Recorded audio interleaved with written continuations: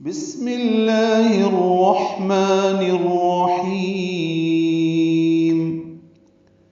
هل أتى على الإنسان حين من الدهر لم يكن شيئا مذكورا۔ الحمدللہ، آج سے سورۃ الدہر یا سورۃ الانسان، اس کے دونوں نام ہیں، کا آغاز کیا جا رہا ہے۔ یہ مکی سورہ ہے، بعض مصاحف میں مدنیہ بھی لکھا ہوا ہے، اور اس میں 31 آیات ہیں، 2 رکوعوں پر مشتمل۔ ترتیب نزولی کے اعتبار سے اس کا شمار 98 نمبر پہ ہے، اور ترتیب مصحف کے لحاظ سے یہ 76ویں نمبر پہ ہے، یعنی 76 نمبر ہے اس کا۔ تو شروع کرتے ہیں اللہ کے نام سے جو نہایت مہربان، ہمیشہ رحم فرمانے والا ہے۔ حل حق سے حلق سے ادا کریں گے اور لام سے ملا دیں گے۔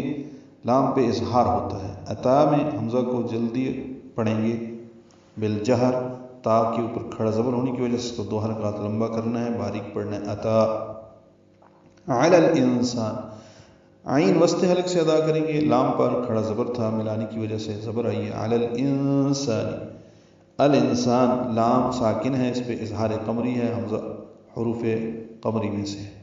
انسان میں نون ساکن ہے، اور اس کے بعد سین آنے کی وجہ سے سین حروف اخفا میں سے، اس وجہ سے نون پہ اخفا ہوگا۔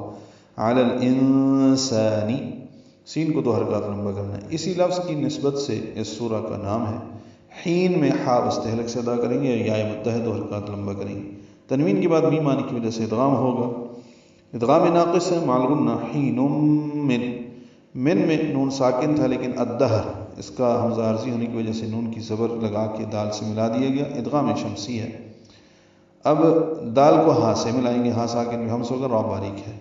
اس لفظ کی وجہ سے اس سورہ کا نام سورۃ الدہر بھی ہے۔ لم میم ساکن پہ اظہار، یکن کاف باریک ہے، نون ساکن ہے، اور اس کے بعد شین آنے کی وجہ سے اخفا ہوگا، تو لم یکن نہیں پڑھیں گے، یکن نون کی آواز چھپائیں گے۔ لم یکن شیئا، شیئا لین ہے، معروف طریقے سے پڑھیں گے۔ تنوین کے بعد میم آنے کی وجہ سے ام میں ادغام کریں گے۔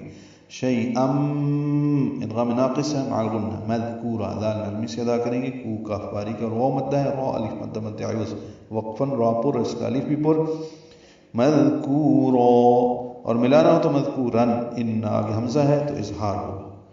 یقیناً انسان پر ایک ایسا وقت گزرا ہے جب وہ کوئی قابل ذکر چیز نہ تھا،